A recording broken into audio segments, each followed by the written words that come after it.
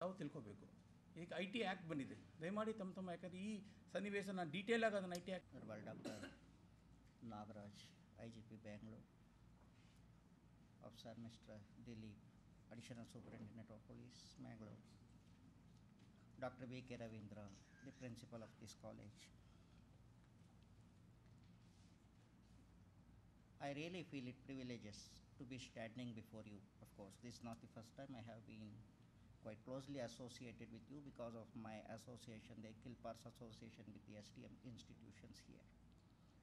But this time, we are on the platform of cyber crimes. From my side, I have organized at least 4 seminars throughout the state on this subject. But at Mangalore, this is the one. We have organized a seminar on information technology in Belagaum. Then the most important was the one relating to data protection and privacy rights, which I had the privilege of organizing with Professor Navi Jayashankar of the Digital Society of India. And this is the third momentous event, and I am really happy to be with you here. The distinguished delegates here, I can see the curiosity on their faces. I should thank Mr. Dilip for giving us a very vivid picture of the issue before us. Actually, he has talked of everything that is confronting the police as well as the system in general. Really, the society expects that wherever something goes wrong, wherever something offends their rights, offends their privacy, affects their living, they look up the police. And if police action is not forthcoming in the right time and in the right direction, I say this with a little regret that the police are targeted unduly for not being effective. I would only like to supplement Mr. Dilip's exposition, and that would probably explain the curiosity of the officers here. They have come before an academic platform to know what exactly they have to do in this quandary, in this situation of piquancy. On the one hand, Dr. Dilip also rather picked them up to say that they have to rise to the occasion. Very befitting of the police head to look into what the society expects from you and how you have got to equip yourself. Mr. Dilip came up with several suggestions. First of all, acquaint yourself to the nature of the offenses that are going around in the society. I do concede that's not your job as of now, and for the assignments that you are appointed here. This you are acting, I know, but within what frame, within what circumstance, within what expense you are playing. You are playing your role within the field of the common law, within the field of the general law. Laws defined, offenses defined under the IPC for the most. There are offenses defined under the Information Technology Act 2, and there are many more laws that are rather talked of but not forthcoming. I would come to that in a little while. But what I wanted to mention here is, as Mr. Dilip pointed out, are these offenses which you are struggling to tackle within the framework of an IPC and the Criminal Procedure Code, are they really accessible to you? Because now they are happening on an international sphere, on a global sphere. What is your jurisdiction? What is the equipment that you are given to track the offenses and the offenders? And what is the procedure by which you are required to place the cases before the courts of law who have to be convinced of the guilt of the accused. And what is the question of the court's jurisdiction? Who will try those offences? You are very, very naturally in a quandary to learn all these things. Now, as far the law is concerned, are you given the equipment? Are these cyber crimes defined anywhere? Well, yes, for one thing I would say, certain offences are defined, or rather defined as violations in the Information Technology Act. Probably they may cover some aspects of hacking and cracking. But with what orientation does that law come before you? Does it have an industrial orientation or an individual orientation? The Information Technology Act's main objective was to promote electronic agreements, electronic contracts. That was to do only and only with the business organizations and industrial establishments. Hacking and cracking have affecting the public too. And there you are struggling to act within the frame of the general law, general criminal law. To what extent can you do? Can you proceed? Now that apart, with the growth of law, I mean to say with the experience derived out of the Information Technology Act, we discovered many, many gray areas. Say for example, offenses like spamming, spimming, cyber stalking. These things were unknown when the Information Technology Act itself was passed. There we were concerned only with regularizing electronic data for manipulation and action. Then there arose a need for data protection, privacy rights, which found its base in the right to privacy enshrined in the Constitution that touched upon the individuals. Were we expected to tackle that? Are we given the infrastructure to tackle that within the frame of the Information Technology Act? Naturally, thoughts grew. We thought of bringing in a Data Protection Act. A bill was introduced 6 years after the Information Technology law came into force in 2006. The purpose of that was to see that the data, the personal data, was protected against abuse. As you know, Bill Gates said the problem rests not with the existence of data, but with its abuse. So this abuse started only with the law. The law rather triggered this abuse. Can we say that? Then, in line with the Data Protection Act, certain amendments were proposed to the Information Technology Act to incorporate those offences also, those violations also to come within the regulation of law.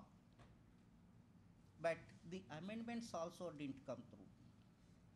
They were rather very expansive, may not be adequate, but they were expansive in their content. As for one thing, I'll just tell you, probably in the course of the deliberation, the resource people would be able to take you through all these developments. I would only point to one thing.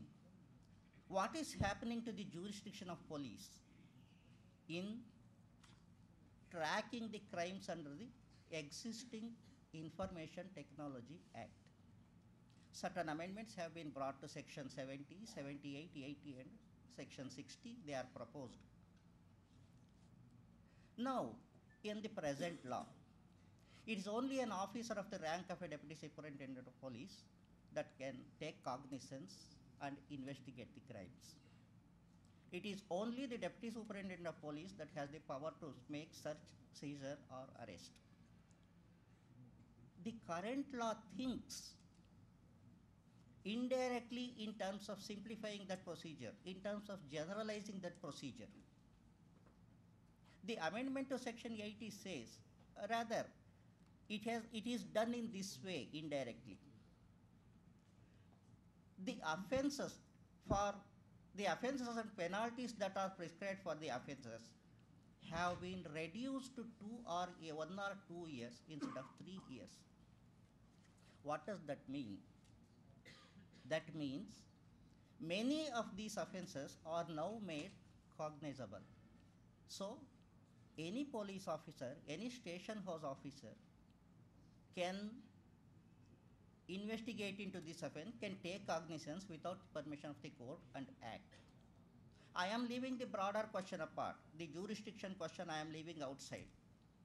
But even within what is given to us, without the corresponding amendment to section 78, which still maintains that it is only the deputy superintendent of police who can investigate into these charges, of what avail is the power of search, seizure or arrest given to a police machinery of the secondary cadres? These are some things we have to rather deliberate, discuss and inform the police personnel here. The academic platform has taken an onerous responsibility, and as a co-organizer I am equally concerned that these should be placed very placidly before you. It is very easy to say the police are not coming to our rescue. It is very easy to blame them. Have we given them the required infrastructure? Have we given them the required training? Have we prepared them for the nature of offences that are rather gobbling the society today? Now, for the regulation of this not hacking and cracking, for controlling the spam and spam, there are thoughts of bringing in a communication convergence bill. And very recently, there is yet another legislation intended to establish a national investigative agency to detect these cyber crimes. What is the impact of all these laws? Put together, they will regulate the whole arena of cyber crimes. We have the Information Technology Act, which is inadequate, which is not able to explain our duties, functions and responsibilities. We are thinking of amending these laws. We are trying to bring about new laws without or even before clearing the confusions in the existing law. It is really a difficult task. I really have compassion. I have empathy with the enforcement machinery here. How are you to proceed?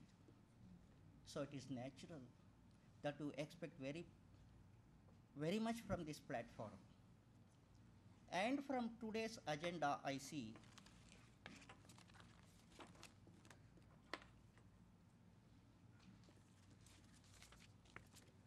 the objective of the seminar is to understand ramifications of information technology. You are supposed to get information about this. Then to create awareness about the nature and extent of cyber crimes, to examine existing legal mechanism and its limitations, to visualize better and advanced law, to detect and investigate cyber crimes. And to achieve this, we have Dr. Nagaraj to speak on psycho-legal analysis of investigation of cyber crimes abroad. Then Professor Jaya Indireshan will be informing you on the capacity building exercises for empowerment. Then Srimati Shakuntala Narasimhan, well-known writer and columnist and consumer activist, she is going to instruct you on the protection against modern high-tech fraud. Really, this could be an okay.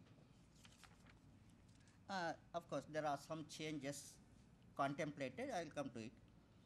So, we are assuming here as though we have already an established system which is not functioning. Probably we are on a wrong premise. We don't have a well-defined system. And we have been practically on a wrong premise because we don't know, because we are not made to know what exactly we are supposed to do in this situation. So we are sure that there are frauds being practiced in a high-tech way. And Shri Dilip calls upon the community to participate in combating these crimes. You see the dimensions of the issue before us today. And then Professor Mohan Ram is speaking on the jurisdiction of cyber crimes. So, is there a contemplation here to explain what the law is and what you are supposed to do under the law within the powers given to you in the procedure set by law? And how are the amendments, how are the improvements that are thought upon going to affect your jurisdictions? Are they going to enhance your power? Are they going to empower you to tackle these situations? And Parvez Kannur is also going to speak to you on the cyber banking frauds again. So, what I mean to put to you is only this. From the design of the program here, we rather seem to assume that in spite of something given, there is something amiss. Is it that we are expecting the police to play miracles? So the academics have to answer. The academics have to answer. Probably we don't have professionals here. We don't have the government departments here before us. So academics here have taken a greater role, a greater responsibility upon them to inform you all about this, to clear your doubts, to clarify the situation. It is only then we can expect and the society can expect you to perform in the true roles that is expected of you. With these few words, thanking Mr. Dilip for giving you the other side of the picture, I would retire making avenue for the further program. Thank you all.